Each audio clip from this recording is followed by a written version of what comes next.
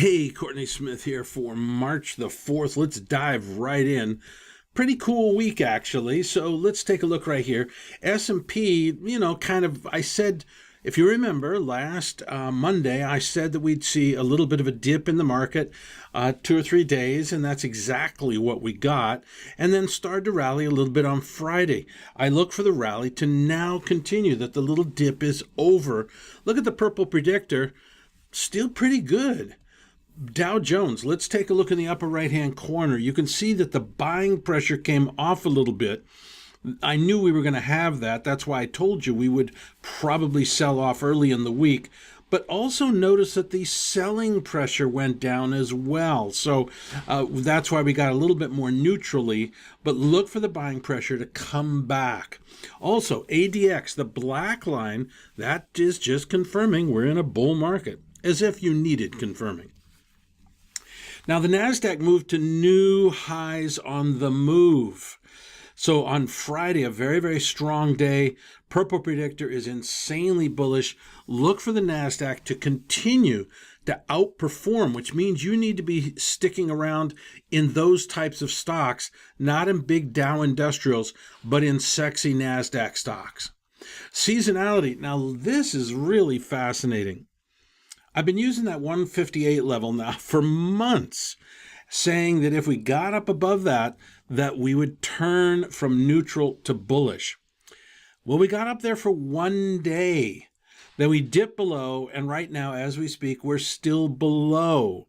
Now, I do think that we're going to break to new highs, and so I think that next week, when we have our weekly conversation here, when I update you on what's really happening in the markets and what are the leading indicators of price, this will be switched to bullish. So this is very, very exciting development in the market as far as I'm concerned. And the seasonality should continue into July. So normally it's, sell in May and go away. Well, May, you'll see, has a dip in it, but then the seasonality moves back higher and moves into the ultimate high for the summer in July. So a little bit different pattern than most annual patterns. Another really important chart is the yield curve. And you can see, if you remember last week, I was extremely nervous. Did I mention I was extremely nervous? I'm not so nervous now simply because it rebounded sharply, and we've went from basically 20 to 30. So it took some of the pressure off. Remember that this is a one-year leading indicator. If we had gotten to zero, definitely recession, definitely bear market. At plus 10, plus 15, you still have to say it's probably going to be a significant bear market and a recession a year from now. So we're out of the woods a little bit. We've gone from definitely to probably. That's good for society. Of course, I like big bear markets because we can make a lot of money very quickly, but I'll take society's needs over mine. What can I say? Just the kind of person I am, kind of the Mother Teresa of newsletter writers. Anyway, so this backed off a little bit, and I think it's going to continue to back off, which we'll talk about when we get to the bonds. Now, asset allocation, where's the stock market coming up with all this money? The bond market. They are bailing out of bonds and they are buying stock. And at the same time, what they're saying is we want more risk. In other words, if they were hunkering down, they'd buy utility stocks, they'd buy bonds, they'd put their money in cash. They're doing the opposite of all those things. They're moving cash into the stock market, selling bonds, buying the stock market. And inside the stock market, they're selling their defensive sectors like utilities and buying sexy stocks. Okay, global shares continuing to move higher as well, really in sync with the U.S., so I don't really see a point in spending any time here at all. Bonds. Now, I told you about this last week. Purple predictor, I told you that we were going to see bonds move to higher interest rates, and that's exactly what's happening. Technically, we broke the lows from last January, and this suggests what we're going to see continued higher bond yields. Now, that's why the yield curve will become more positive, because the Fed is on hold. They're doing nothing about nothing. They're sitting around and saying, you know what, let's maybe take an early holiday. In fact, what the hell, let's just take the rest of the year off. So they're not doing nothing about nothing right now. And at the same time, bond yields are going up, so it's making the yield curve more positive. And a more positive yield curve is positive for the stock market and positive for the economy. Now, the key factors, interesting switch around.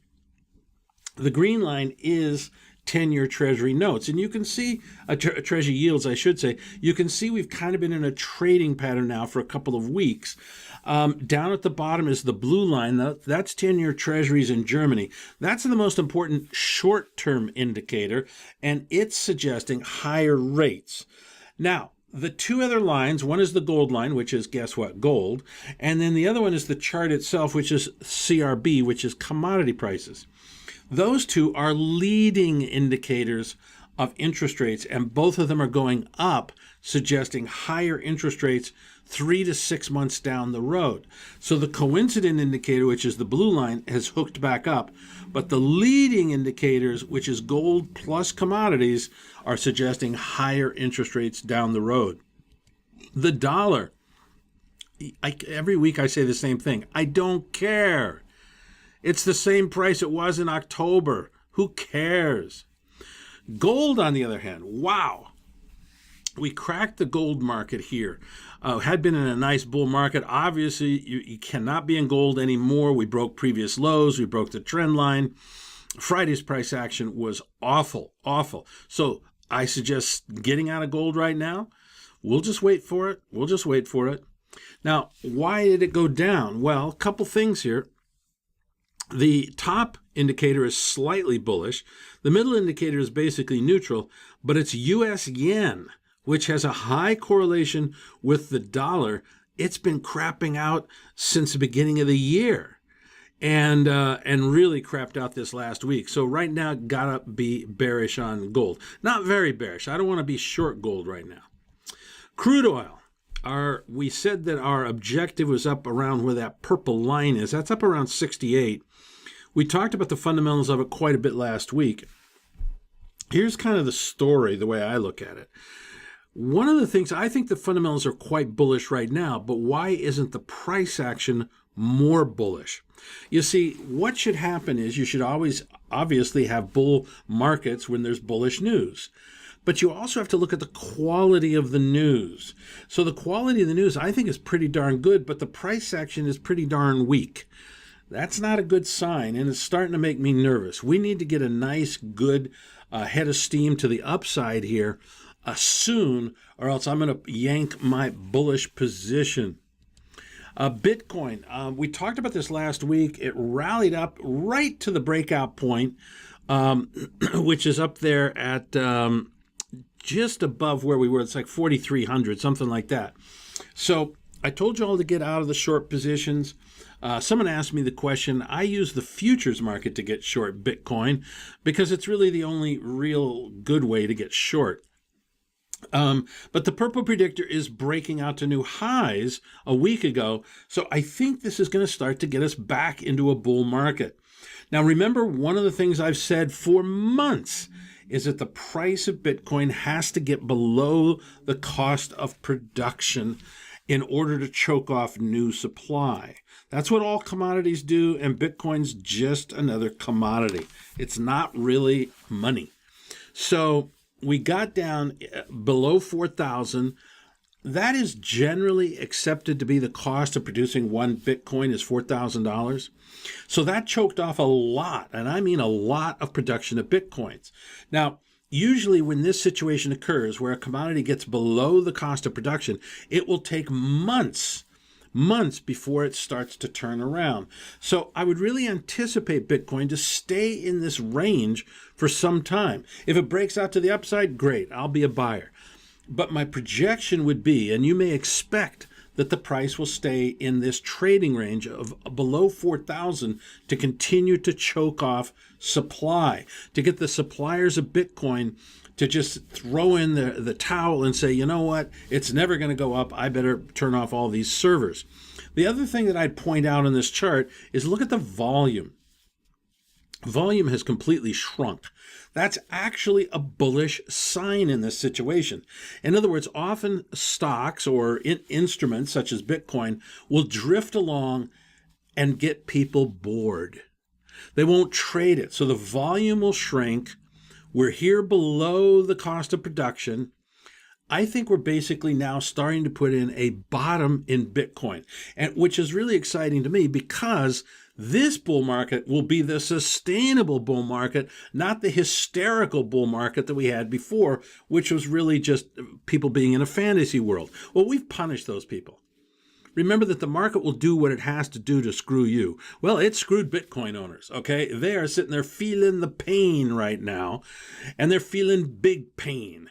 So what has to happen is we have to continue to squeeze those people to get them to give up on the Bitcoin story, create boredom, and then we can break out to a major bull market again. Call me a cynic, but this is based on over 45 years of market experience of how markets bottom.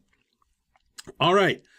You know the story. I'm talking about financial crisis. That's our new version of it there, which I've talked about. We've had it out for about a month. Very important you have it.